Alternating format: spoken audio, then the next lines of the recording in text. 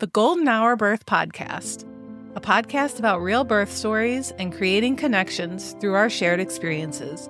Childbirth isn't just about the child. It's about the person who gave birth, their lives, their wisdom, and their empowerment. We're Liz And Natalie, the Golden Hour Birth Podcast, and we're here to laugh with you, cry with you, and hold space for you.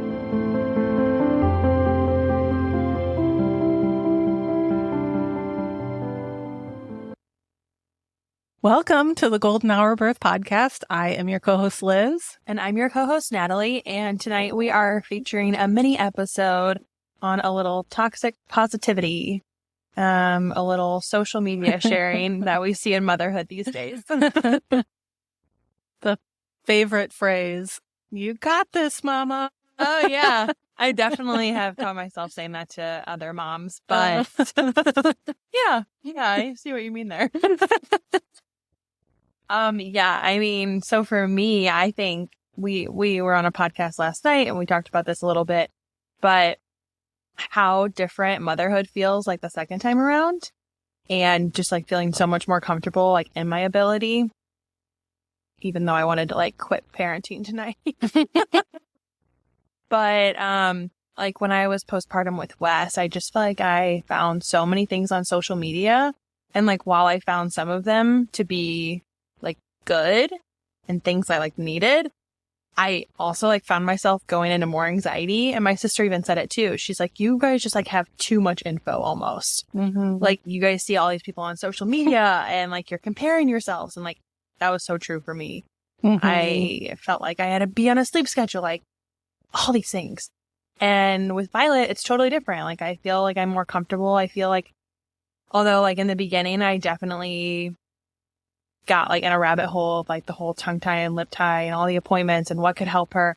But like now being out of it and like being removed from that hard time and like that hard period, I feel like I'm more confident in my abilities and who I am and like listening to them and listening to myself. And yeah, I think social media was rough for me in that fact. And just, yeah. Now we like send each other reels of like my morning routine and we just like make fun of them. Yeah. Or like just the more relatable ones of like my morning routine before my kids wake up. I'm freaking sleeping. Yeah. They are my alarm clocks. Yeah. It's just so silly. Like social media is just kind of dumb. Anyways, like now, like you really have to kind of curate. Filter, yeah. Yes. Like, when I had Arthur, I was on all the due date groups, which are just a joke. And then, like breastfeeding groups and just whatever it was. And it was always just like, oh, you know, you keep going, don't quit on a bad day and all this stuff. And it's just now that I've, you know, curated my groups and my list of, like who I follow on Instagram, it's just, yeah, my mental health is way better. Yeah. And you're not always in this like state of, I can't say negative things. Yeah. Because you feel like you should always just, Zelda, you're all wrapped up in the cord. Oh no. Yeah, you feel like, it's like you can't say a negative thing because people take that to mean that you don't love your kids or something. And it's just like, it is just so mentally draining.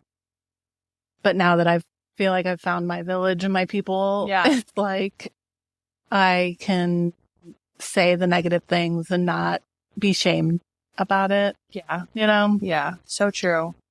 I think even like when we were out together and somebody was talking about the formula I give Violet, and you were just like, Natalie, don't listen to her. She is doing so well. And like, you know that she is. And like, after that, I just keep thinking back to it. Like, I'm not going to switch it because she is doing so well. Like, we're on a good thing. We have a good thing going. Mm-hmm. And so I'm not going to like take one negative comment and take it to heart. Yeah. And what was that? I remember when I was searching for the best formula for the mom.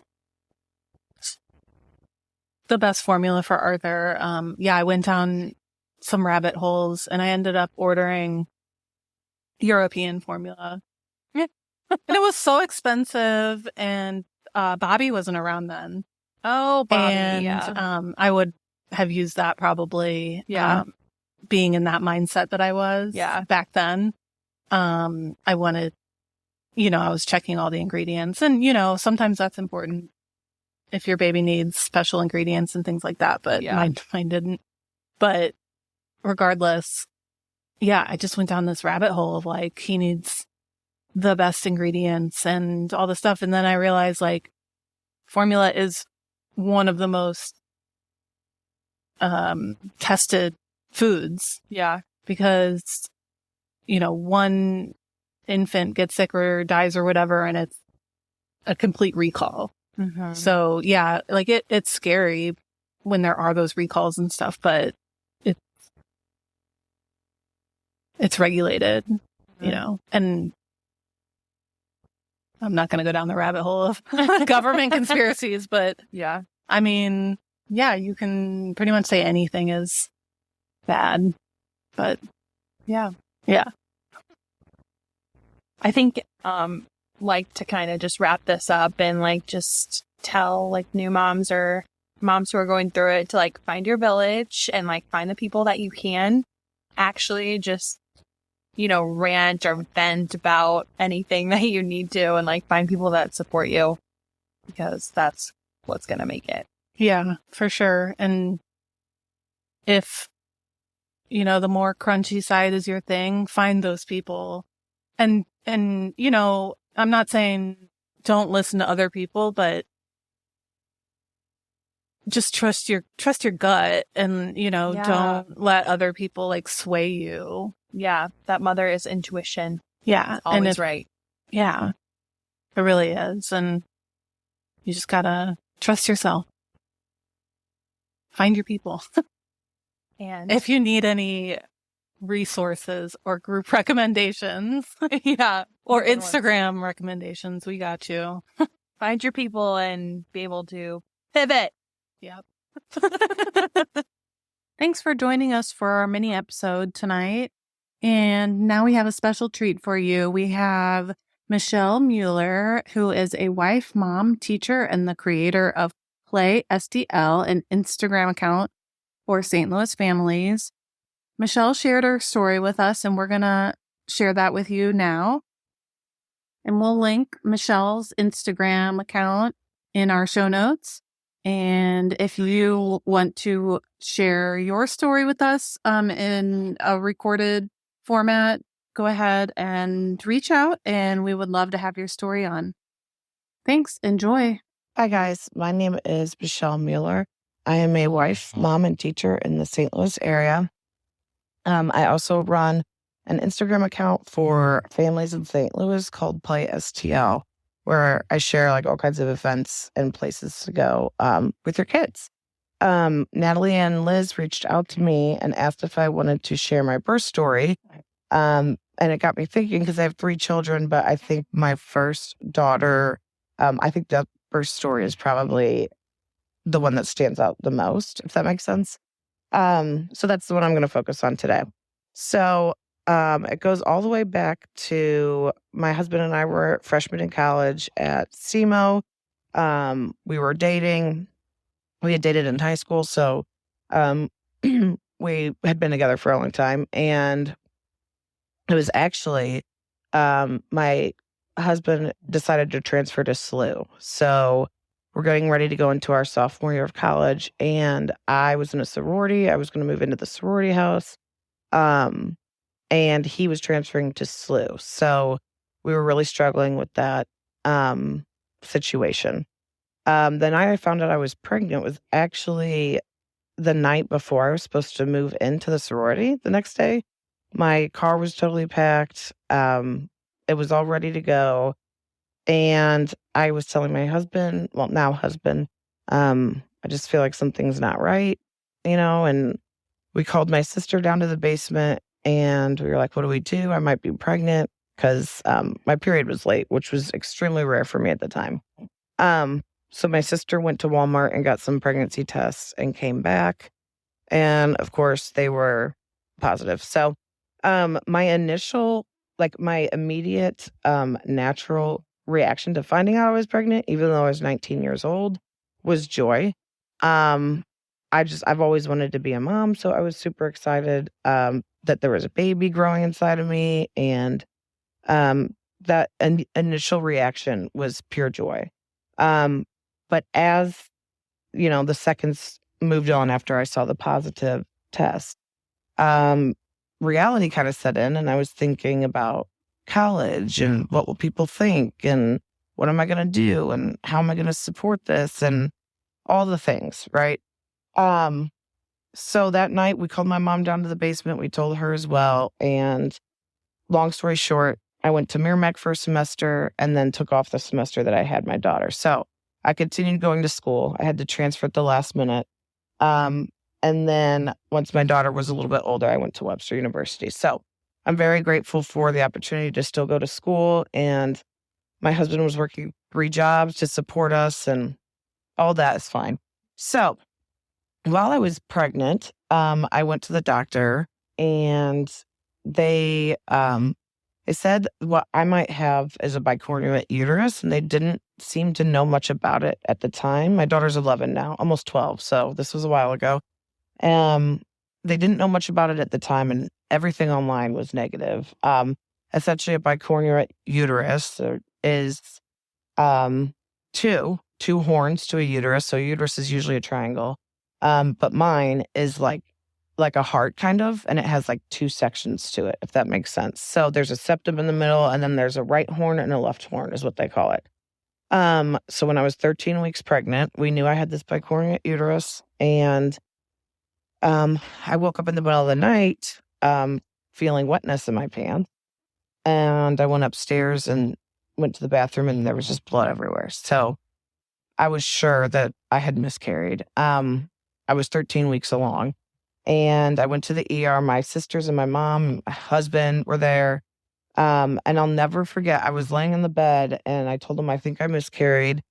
I was 13 weeks, so I was pretty far along already. And they put the probe on my belly, and I remember hearing the thump of a heartbeat.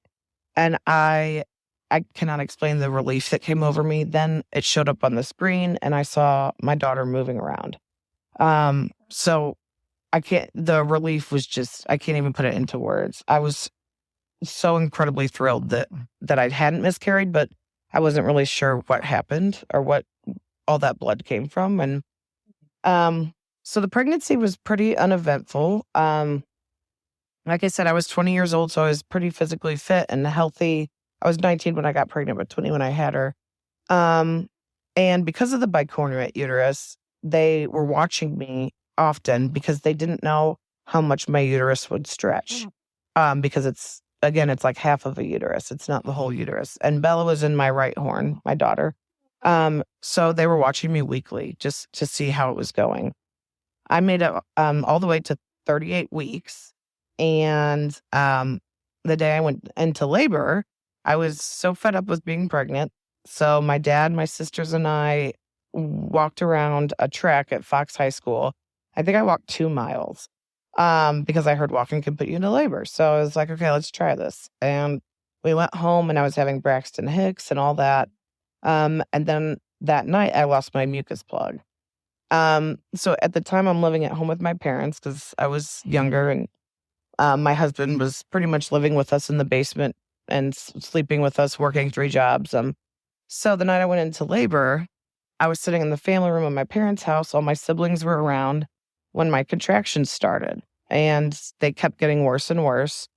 And my sisters were so excited about the baby that they got out like the timer and were timing the contractions. And they were getting so excited because they were getting closer together. And then there was like this sudden pain through like my backside that I like couldn't sit down. It was like back labor. It was like my rectum, and it was this just insanely painful pressure. And I was holding myself up on the couch in pain. And my dad was like, yeah, I think it's time to take her to the hospital. So we got to the hospital and I was 4 centimeters dilated. And they gave me an epidural and all that, but I had back labor, or I think that's what I had.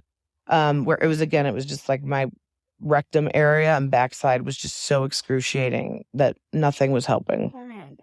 So I was given the epidural, just waiting. And then when my labor started, the doctor wasn't in, and I just told the nurse. I remember telling the nurse, I like jumped up and I was like, oh my gosh, I feel like I need to push. It was just like this instinct, like I felt like my body was just starting to do it, you know. And my husband jumped up because he was very excited. So they got me all ready to start pushing. And he saw that, I guess, and got lightheaded. I mean, I'm sure it's a sight he didn't expect or know what to expect from that, but he almost passed out. So here I am getting ready to push, and he's about to pass out. And the nurses were giving him water and graham crackers. And my mom was in the delivery room with me, and she was coaching me through. She was like, okay, take a deep breath, take a deep breath. And at the time, it felt like the nurses weren't paying attention because they were helping my husband not pass out. But the doctor came in at the last minute. I pushed, and she was born. To be honest, I don't have a whole lot of recollection of after that moment. I feel like it was just such an exhilarating experience, and it was just so much going on. I kind of like blacked out. But overall, it was pretty uneventful. My bicornuate uterus did not affect the pregnancy much at all. She came 2 weeks early, but she was healthy and everything was fine with that. For my other two, I had to have C-sections, which I can talk about a little bit too. So Vivian, my 6-year-old, came at 38 weeks, and Jack, my 3-year-old, came at 37 weeks. Both of them, I went into triage with pain in my stomach, just really bad pain. Every time the baby would kick, it felt like I couldn't take it. It was hurting so bad. So we were worried that they were stretching out my uterus too much, that it might rupture. You know, with the bicornuate, I'm high risk. So anyways, whenever I ended up going in, the doctors were kind of unsure of how to handle a bicornuate uterus because they don't really know how much more it can take or how much room the baby has. So with both my younger two, they decided to just do the C-section and take the baby to be safe. The C-section with Vivian was really, honestly, it was kind of fun. I wasn't expecting to have the baby that day, and I went in for pain, and they were like, all right, we're going to take her. And so I called my family, and everyone came up there. The C-sections are incredibly scary. A lot of people in my family are medical professionals. I'm not. I'm a teacher, so I'm not used to an operating room. And I think the worst part is getting the spinal block. You just have to bend over, and you have like all these like garments on that were making me hot, and I was getting wheezy. And I remember that after they gave me the spinal block, they laid me down, and I couldn't feel my toes, and I couldn't move my legs, and that was terrifying. I was like, oh my God. I mean, it's working, but to be trying so hard to move your legs and not be able to is something I've never experienced. So I was thinking of people who are paralyzed and how difficult that must be, because I could not wiggle my toes, but I was trying so hard. So Vivian's C-section was great. She was totally healthy.